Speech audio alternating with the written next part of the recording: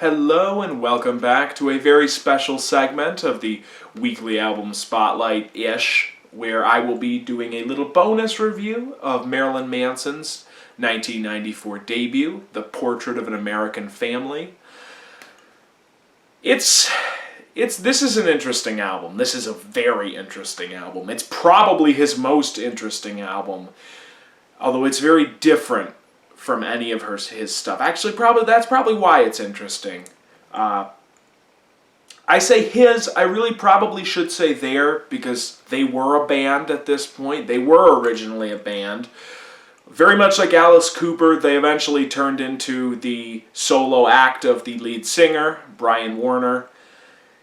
But at this point, at least, they were a band, and it's definitely a band effort in some respects. You get the sense, reading about it, that the musical mastermind was the original guitarist, a gentleman. I forget what his actual name was. I believe it was Scott Putski or something of that East European sounding last name. But the moniker he was given in the band at the time was Daisy Berkowitz.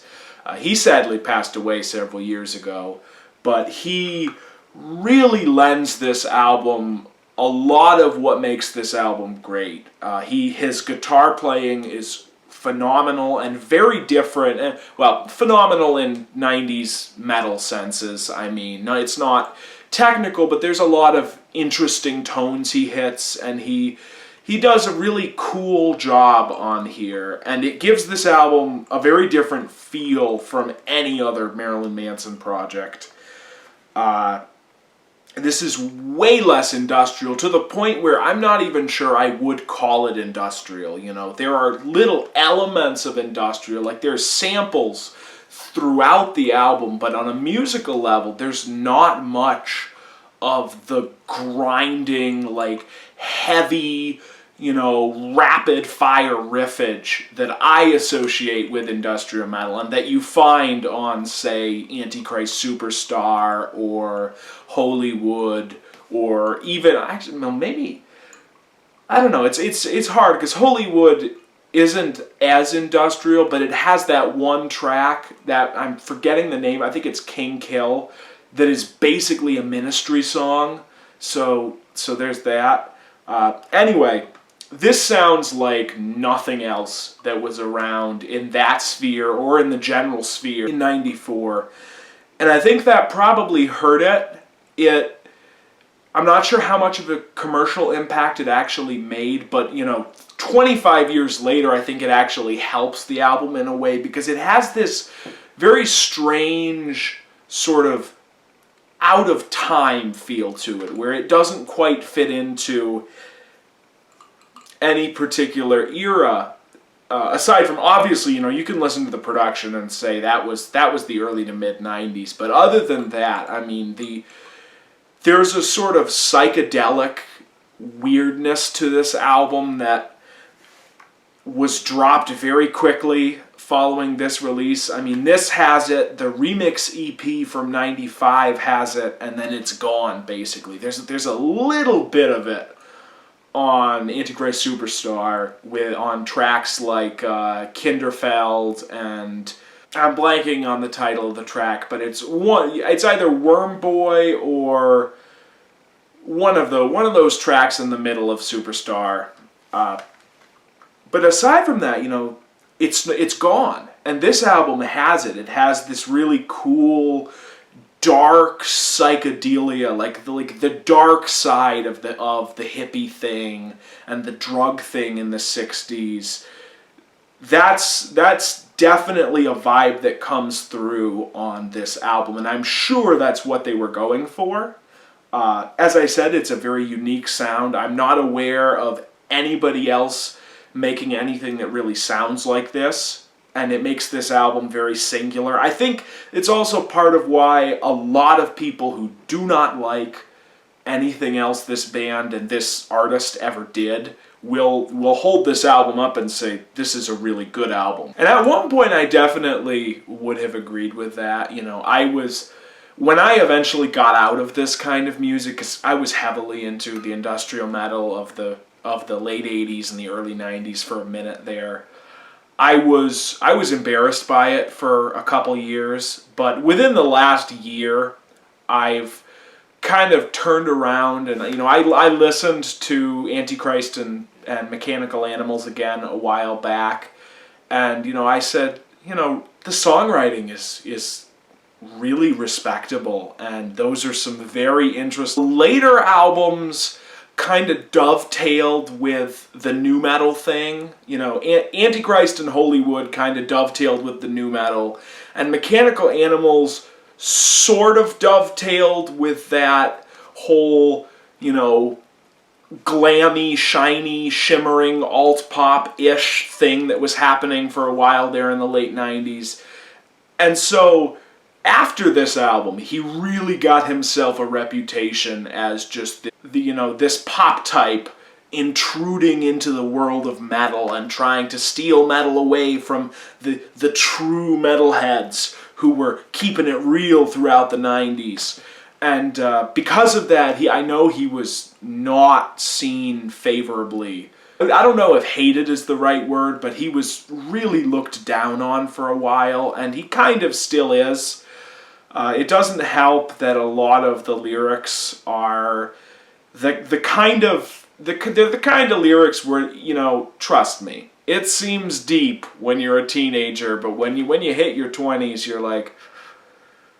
Now, lyrically speaking, considering that this is sort of industrial adjacent, and more importantly, that it was produced by Trent Reznor, and it came out around the same time as The Downward Spiral, there is a very pronounced sort of anti-authority, anti-religion, or maybe not anti-religion, but certainly anti-blind adherence to religion and anti-fundamentalist Christianity.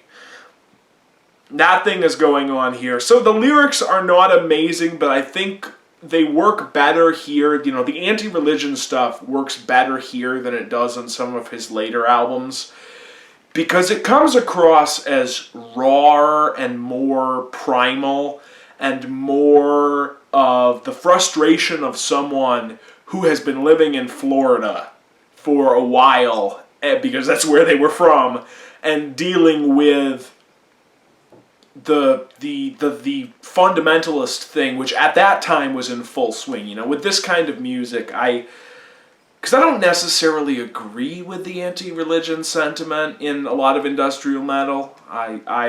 It's more of an element of, I see where it was coming from, because this is '94. This is the tail end of the era when Christian fundamentalism was running amok, and you were getting almost literally modern day witch trials with all of the satanic ritual child abuse allegations that were happening, during the 1980s. And, I want to say the entire West Memphis 3 debacle happened either the year this came out or the year before.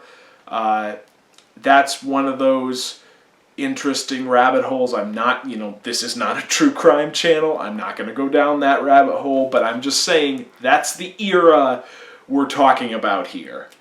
And so I think the anti-religion stuff is understandable, even if you don't necessarily agree with it. I definitely could see how somebody who was religious could sort of explain away some of the stuff on this album and be like, it's a product of the times. And I will say that it is interesting that Manson himself has toned that stuff down over the years. Maybe because it got kind of pathetic at a certain point when you get to Eat Me, Drink Me, and you'll have a track like You and Me and The Devil Makes Three. It is just pathetic. This review is like 8 minutes in and I haven't talked about the songs. The songs are mostly really good. I don't always buy the adage that, a debut is going to be the best and have the best songs. I know people who believe that. I don't necessarily believe in that myself, but this one has very strong songs.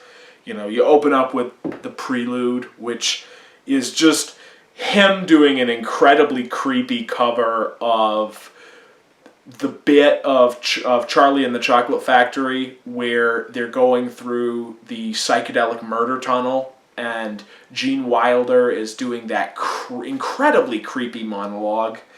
Lunchbox is great. Cyclops has a phenomenal, like, crazy little guitar solo in the middle of it.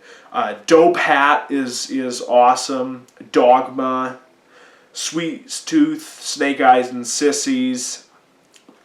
Wrapped in Plastic is really good. Get Your Gun is another example of what I was talking about with the lyrical thing. I believe it was about the murder of a abortionist, or an abortion doctor. I don't know whether there's a word for that. Some point during the early 90s, I believe Pearl Jam also they either had a song about that or they talked about it. I don't remember. I think they talked about it, because I think there was something about that in the liner notes for Vitology, which is one of those albums I got super into at one point, and I was going to review it, but that it just never happened. Cake and Sodomy is one of the funniest. Not only is it one of the funniest song titles, it's a funny song if you've ever listened to it. Then that's where I'm talking about, like, definitely this album had lyrically you get the frustration of somebody who is not from Florida, who has been living in Florida in the early 90s, and that sort of thing. It's interesting. All respect to Florida. It can be a great place. I spent a lot of time in Florida when I was a little kid and whatnot. So no disrespect there. I'm just saying these guys were from Florida. My Monkey, I believe, is actually a cover of a Charles Manson song. Although I suspect that the music and the arrangement is probably their own.